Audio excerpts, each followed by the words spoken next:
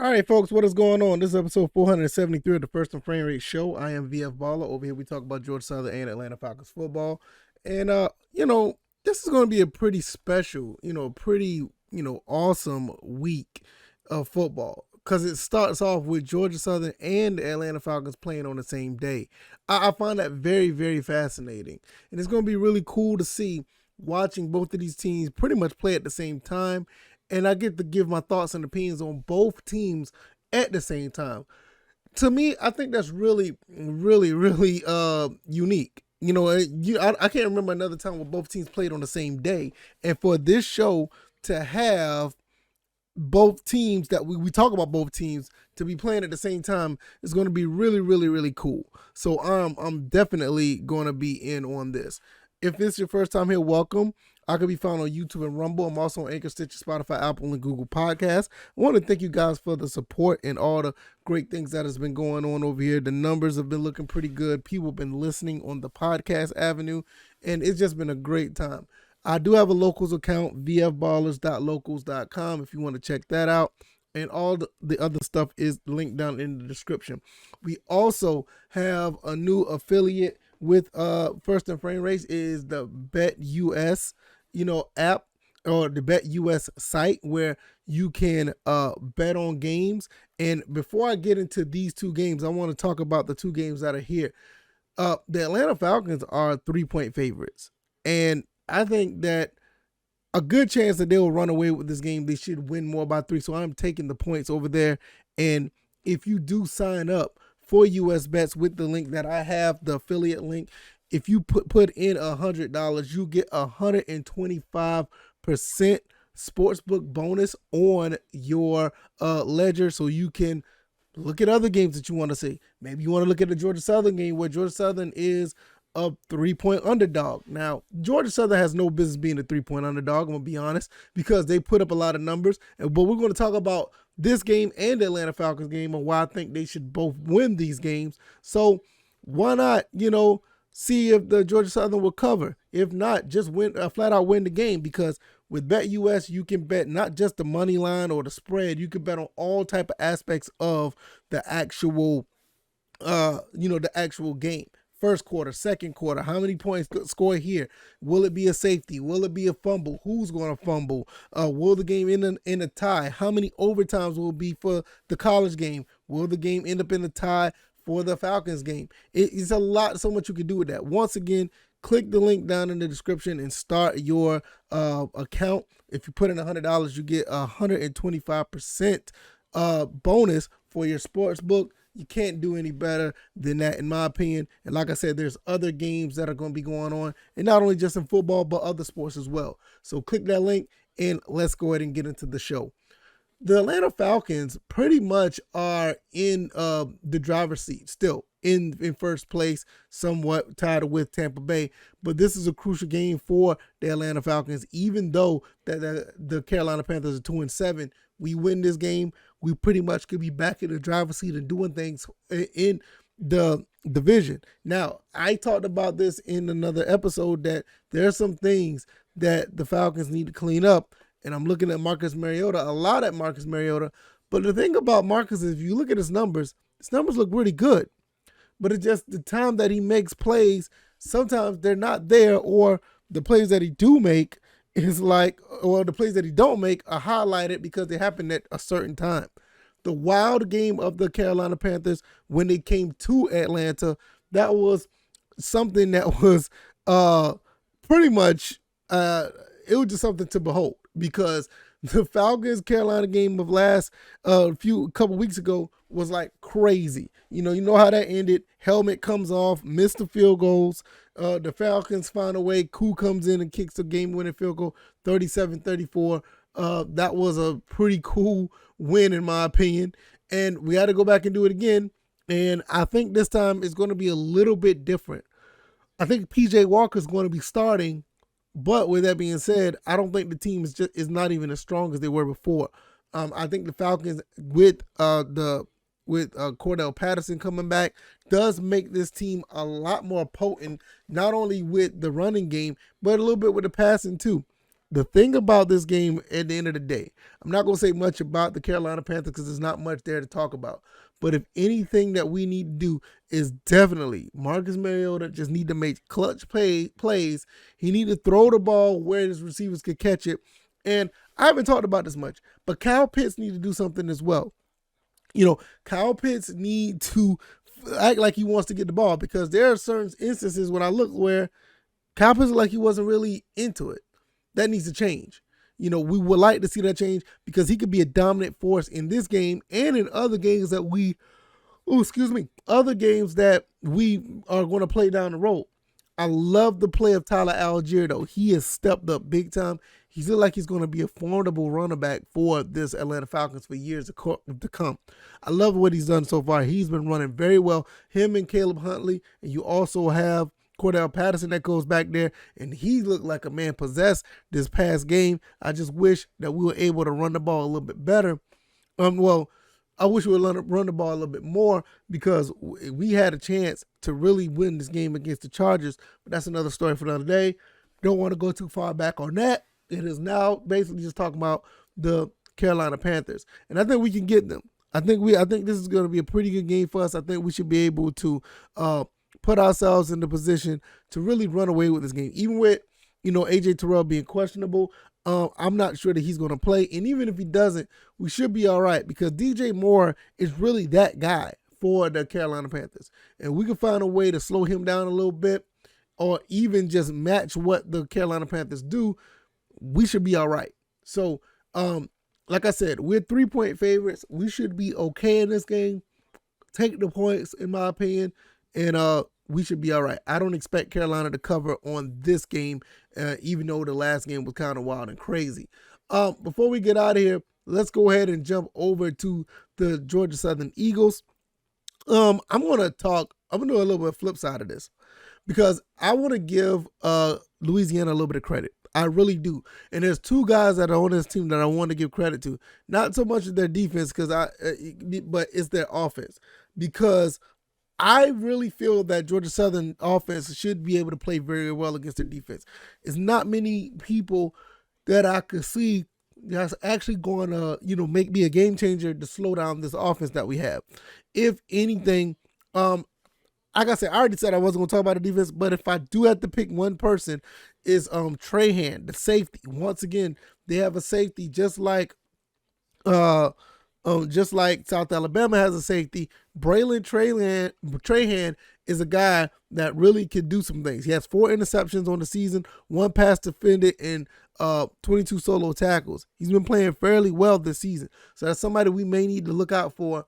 Outside of that, I don't see anything here that's going to stick out to say, oh, we better be careful. Yes, Hill Green does have 6.5 sacks on the season, but with the offensive line like we have, I'm not really worried about that. We only gave up 3 sacks so far this season. I'm not going to say that we're going to be fine, because I don't want to be like another person, the Old Dominion guy on Twitter, that said that they were going to be all right in the offensive line and they're going to run through our offensive line and get nothing. I don't want to jinx ourselves, but I don't think that it's going to be that big of a deal where we're going to be have pass protection problems. Also, I feel like we'll be able to run the ball okay. And I think that's the thing that I'm going to stick with that. Trahan and, like I said, Trahan, and you also looking at Hill Green, maybe Montecriff is a little bit as well. But the 2 guys on offense I really want to talk about is Chris Smith, the running back. He's nobody. I mean, he's somebody that we've seen before, and he's a guy that actually can produce at a high level. As a sophomore, he ran for 855 yards and 8 touchdowns. He's a little bit backslid a little bit, but he's still on pace to do the same thing. Right now, he's at 408 yards. He only has 2 touchdowns this year, though, but he has more yards receiving than he did last year. So as far as the run game go, this is the guy we need to be worried about. Stand at 5'9", 200 pounds. He's built very similar to Ladarius Webb, the guy who we had a problem with last game. But I'm not going to say that we're not going to have a problem with this running back, but we're really bad in the run game. So, boy, he's going to be a problem. He's going to be a problem. He really is, in my opinion. Another person that we've seen play before.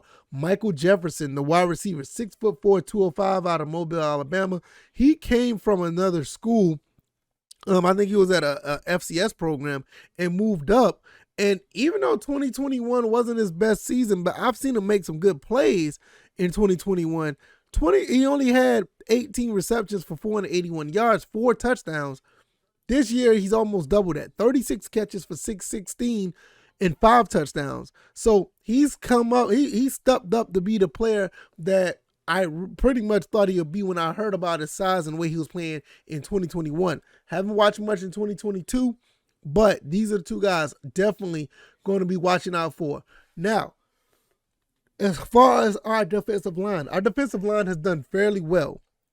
Our defensive line has done very well starting to get at the quarterback. We did a pretty good job getting at South Alabama's quarterback. I'm not going to say that we'll be able to get at the quarterback they have now, Woolridge. I'm not really sure if they'll be able to get to him. But if we continue to step up on defense the way we've been playing, we should be all right as far as passing, because we do have some pass rush. We have a little bit of it, but we do have some. One guy who did step up, I can't remember his name. I'll pull it up in a second. It's on it'll be on the screen. But he stepped up in a big way as a freshman, getting a couple of pressures and a couple of sacks on the quarterback for South Alabama. Woolridge has a pretty good he has a pretty good touchdown to interception ratio.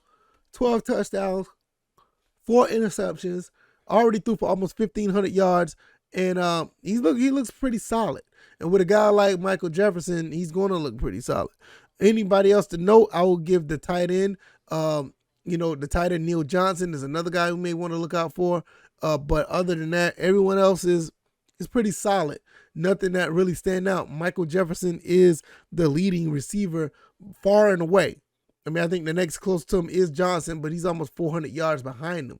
So he's probably gonna be that guy that they're gonna be targeting. So that's something that we really need to look at the end of the day. For us, it's just business as usual on the offensive side.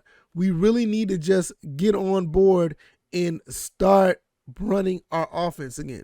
We do that, we'll be just fine. You know what I'm saying? I think we will have no problem if we can do that. The guy that I want, the kid that I want to mention, Deshaun Davis, freshman out of Charlotte, North Carolina, had 2 sacks in the last game. So if he can continue to do what he do with the questionable situation, I think Justin Ellis is going to be fine. I don't remember following up with his entire injury status. But Davis came in and did some things. He did some really good things. 2 sacks. So I want to see more of that from him. But at the end of the day, a lot of our freshman guys have stepped up and did pretty well. You had, Deshaun Davis, Bashawn Wembley has been doing good. Latrell Bullard has been playing pretty well. On top of that, he has 20 total tackles. Jet came in with a block punt in one game. Dalen Cobb is showing what he can do. Marcus Sanders, he's probably going to be playing a little bit more because of the injury to Jeremy Singleton. So we have guys here that can continue to do some things. The main thing for us is we just need to continue to just play the way that we play. That is it. Just continue to play the way we play. That last 2 quarters of the South Alabama game that needs to be a thing of the past. We need to get back to what we've been doing. Scoring 40 points. Passing for 300, 400, 500 yards. Make some things happen where we're going to be in control of these games offensively, where we can have our way with these defenses. And I think against Louisiana, we should be able to do so. So at the end of the day, I feel like both of these teams, I think that the Falcons should run away with the game, should take the points, the 3 points for the Falcons. If you're going to bet on my site, on my link of BetUS, that'll be a perfect time to do so. And especially for both of these teams, because Georgia Southern, they're the 3-point underdogs. I definitely think they're going to cover that. Hell, you can even go money line and probably think they're going to win and make you a little bit more money on that. So I feel like this is going to be a pretty good night. I'm really excited about it. I will be back and I will do a live. I'll probably end up doing a live or a video that reacts like I normally do to both of these teams' performance. So that's what I'll be doing. Not sure if I do a live yet. I may do one. Don't hold me to that. I may do one, But that'll be if so, it will be on my YouTube or Rumble. You can check that out, and we'll talk about both of these games and give you my thoughts and opinions. If you like this commentary, hit the like button, share this podcast, subscribe to the channel if you haven't already. Subscribe to the podcast avenue as well. Do that because one of these avenues may be down. YouTube may not upload the podcast, but Rumble may have it. Rumble may not have it, but Anchor has it. Anchor may have it, but Apple don't. So it's good to just subscribe to all of them, and when you do that, you won't miss none of these episodes. I also have a Locals account where we'll be talking about sports and sports gaming. That's VF Baller Sports and Gaming.locals.com. We're definitely going to be going over there and doing some things over there throughout the week. I haven't set up anything yet but an intro video. So if you guys go over there, that's what you will see. Also, BetUS. Go over there to BetUS and have a ball. Go over there and put some money out there and see if you can win. You put $100 down, you get 125% bonus for your sports book, and that's just going to be the beginning. You can go out there and double your money. Make some money. Win some of these bets. It's not bad. I use it, and I've been doing a little bit of dibbling and dabbling there. I haven't won a lot, but I won something. So, like I said, the link is down in the description. Check all that stuff out, and I will see you guys on Thursday.